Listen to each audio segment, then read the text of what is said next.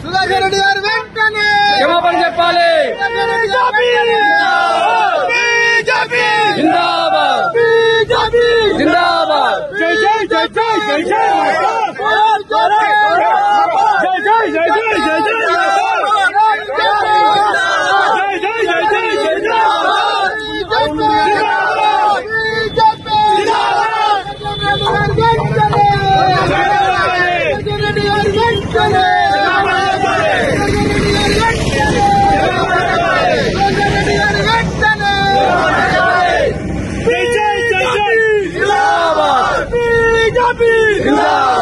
Bharatiya Janata party Bharatiya Janata party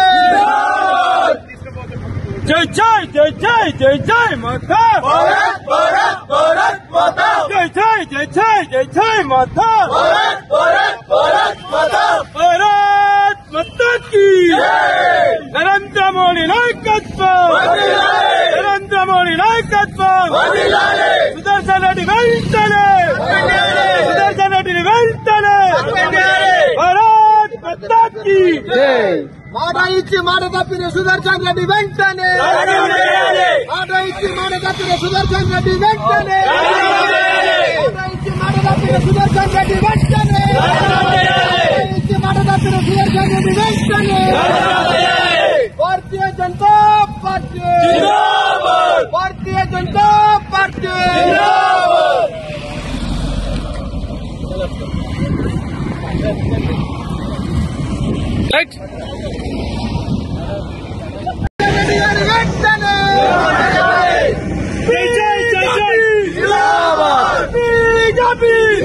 Bharatiya Janata party Bharatiya Janata party जय जय जय जय जय जय माता भारत भारत भारत माता जय जय जय जय जय जय माता भारत भारत भारत माता भारत माता की नरेंद्र मोदी नायकत्व नरेंद्र मोदी नायकत्व సుదర్శన్ రెడ్డి వెంటనే సుదర్శన్ రెడ్డిని వెంటనే మాటలు అబద్ధపు మోసాలతో గద్దెనెక్కి సుమారుగా 15 నెలలు గడుస్తున్న స్థానిక శాసనసభ్యులు నేను గెలిచిన 100 రోజుల్లో నిజాం షుగర్ ఫ్యాక్టరీని పునఃప్రారంభిస్తామని మాట ఇచ్చి మాట తప్పినందుకు నిరసనగా ఈ రోజు ఎడపల్లి మండలం భారతీయ జనతా పార్టీ ఆధ్వర్యంలో స్థానిక శాసనసభ్యులు శ్రీ సుదర్శన్ రెడ్డి గారి దిష్టిబొమ్మను దగ్ధం చేయడం జరిగింది. జిల్లా అభివృద్ధిలో గౌరవ పార్లమెంట్ సభ్యులు శ్రీ ధర్మపురి అరవింద్ గారు ముందుండి పని నడిపిస్తా ఉంటే స్థానిక సుదర్శన్ రెడ్డి గారు మాత్రం బోధనకు ఎలాంటి నిధులు తీసుకురాకుండా కాలయాపన చేస్తా ఉన్నారు.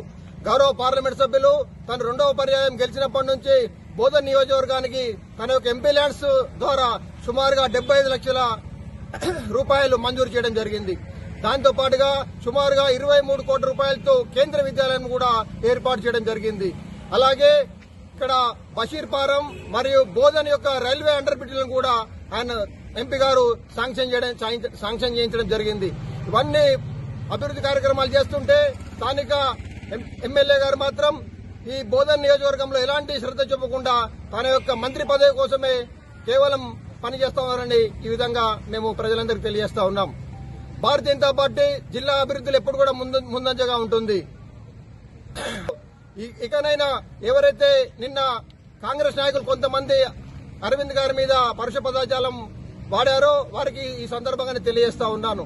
అరవింద్ గారు బోధన్ నియోజకవర్గంలో ఇన్ని ఎంపీ ల్యాండ్స్ ద్వారా మరియు కేంద్ర విద్యాలయాన్ని శాంక్షన్ చేశారు. మరి మీ ఎమ్మెల్యే గారు ఈ ఆయన 15 నెలల కాలంలో ఎంత నిధులు బోధన్ నియోజకవర్గంలో తీసుకొచ్చారో మీ అందరికీ చెప్పాల్సింది మేము డిమాండ్ చేస్తా ఉన్నాం.